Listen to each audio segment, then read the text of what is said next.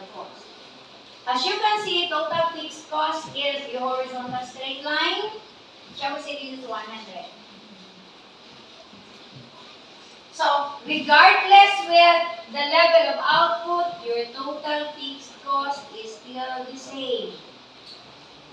Whether you are going to increase or decrease your output, fixed cost is still the same. And you've noticed our total variable cost goes up. So it goes up. We will start at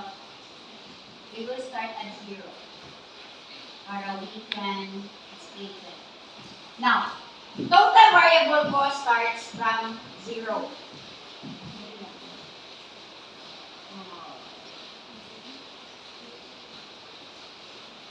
Okay, we have our total fixed cost. So, ang total variable cost starts from 0. Why? Because if there is no production, our total variable cost is 0.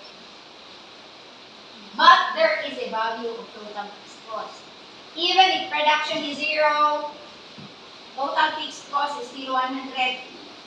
But in the total variable cost, if there is no production, you don't have variable costs.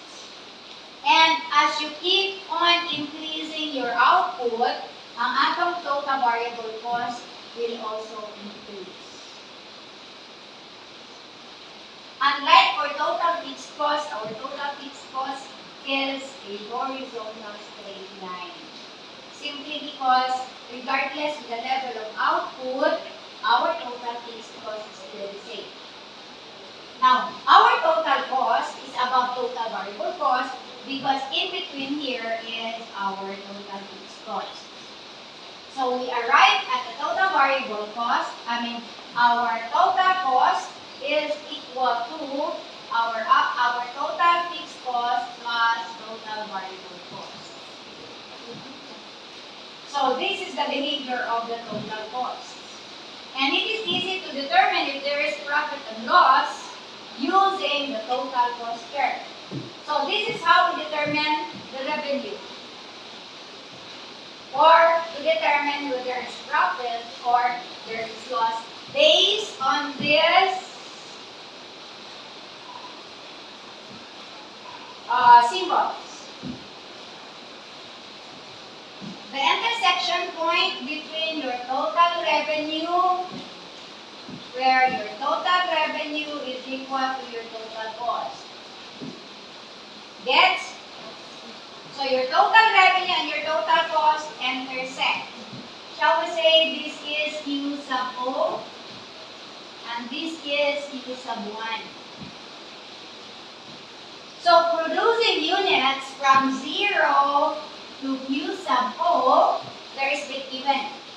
That means your total cost is just equal to your total revenue.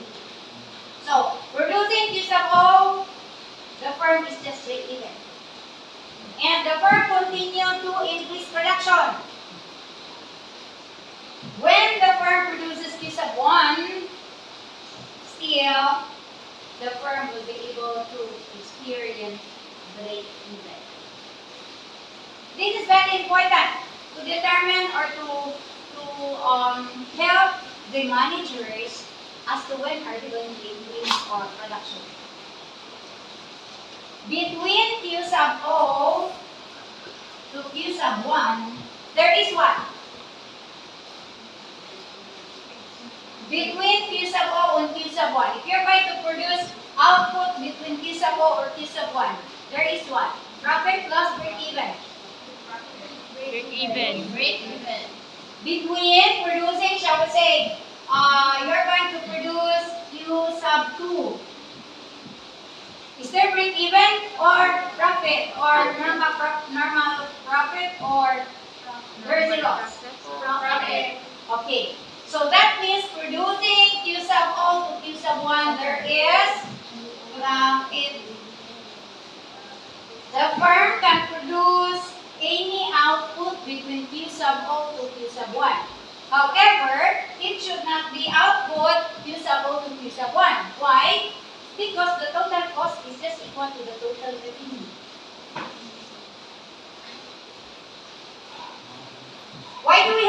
here, take a look at total revenue. Total revenue is above this is your TR, and this is your TC. So what have we noticed? Total revenue is what? It is above. Therefore, total revenue is greater than total cost. And how do we able to determine that is the maximum output that the firm should produce in order to maximize profit? You have to determine the highest distance between TR and TC. At this point, by producing Q sub 2, what have you noticed sa profit? There is greater profit. So the highest distance, total revenue of total cost, that is the desired number of output that the firm should produce in order to maximize profit. The firm can produce this. Shall we say Q sub 3 or Q sub 4? But do you think they have the same total revenue or total profit? So, at this point, there is lesser profit. At this point, lesser certain profit. So, the highest distance between your total revenue and your total cost, that is where you'll be able to maximize your profit. Gets? Lagi lang ang ulan, ha? Okay. How about this portion? Is there profit, is there loss? Loss. Why? Because this is your total cost and this is your total revenue, right? Yes. So, what is the situation? Your total cost is? Less than the total. Total revenue. Okay, total cost is greater than your total revenue. Therefore, there is a loss. The firm should not produce output less than Q sub O. Because if the firm will produce less than Q sub O, definitely the firm will be able to incur losses. How about this one? If the firm will produce more than Q sub 1,